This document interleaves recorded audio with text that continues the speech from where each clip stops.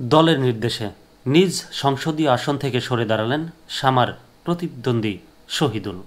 ফরিদপুরে কেঁদে এবং সমর্থকদের কাঁদিয়ে নিজ সংসদীয় এলাকার নির্বাচনী মাঠ থেকে সরে দাঁড়ালেন কৃষক দলের কেন্দ্রীয় সাধারণ সম্পাদক শহীদুল ইসলাম ওরফে বাবুল।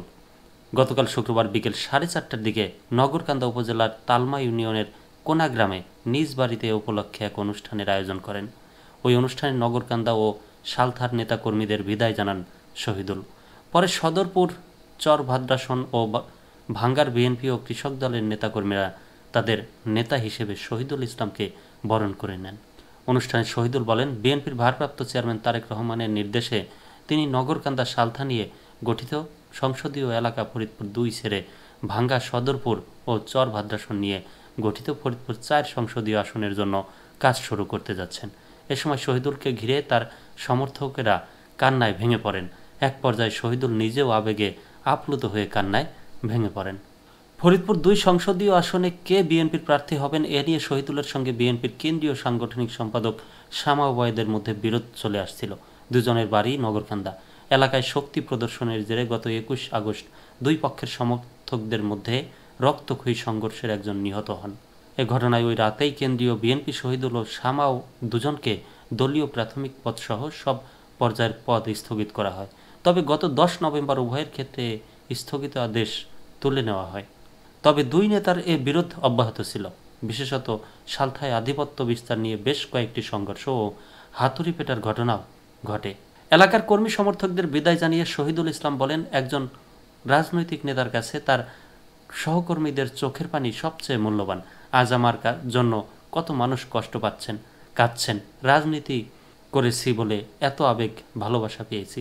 তিনি বলেন, এই নগরকান্দার এত যুদ্ধ, এত সংগ্রাম, আপনারা জানেন এখানে আরও একজন মানুষ আছেন, তিনিও অনেক বড় নেতা।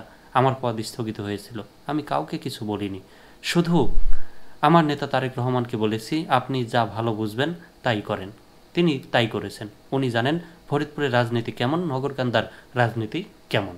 আবেগঘন কণ্ঠে শহীদুল ইসলাম বলেন, তারেক রহমান আমাকে ফরিদপুর 4 আসনের জন্য কাজ করার কথা বলেছেন তুমি ওখানে কাজ করো, তোমার জন্য যা যা করতে হয় তা আমি করব।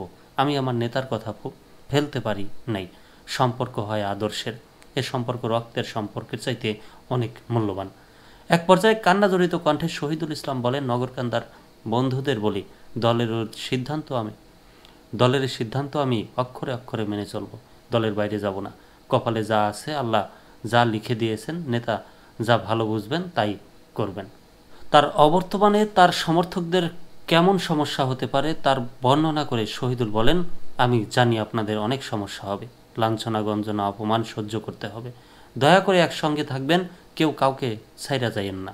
ডিভাইড অ্যান্ড রুল বলে একটা কথা আছে। আপনারা যদি একসঙ্গে থাকেন, ঐক্যবদ্ধ থাকেন, আপনাদের বাদ দিয়া রাজনীতি হবে না, নির্বাচন হবে না। যদি ভাগ হইয়া যান তাহলে গঞ্জনা, লাঞ্ছনা, অপমান আপনাদের উপর নাইমে আসবে।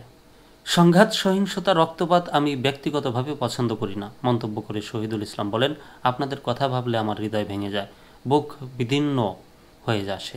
তারপরও সব কিছু মেনে নিতে হয়, মৃত্যুও মেনে নিতে হয়। জায়গা শূন্য থাকবে না। আপনাদের ভেতরে থেকে আগামী দিনে নেতৃত্ব সৃষ্টি হবে। মনে রাখবেন, কোনো জায়গায় অন্যায় করে, জুলুম করে কেউ কোনো দিন টিকে থাকতে পারে না। এ সময় আরও বক্তব্য দেন নগরকান্দা উপজেলা বিএনপির সভাপতি লিয়াকত হোসেন, পৌর বিএনপির সভাপতি আসাদুজ্জামান, ভারপ্রাপ্ত সাধারণ সম্পাদক মিজানুর রহমান প্রমুখ।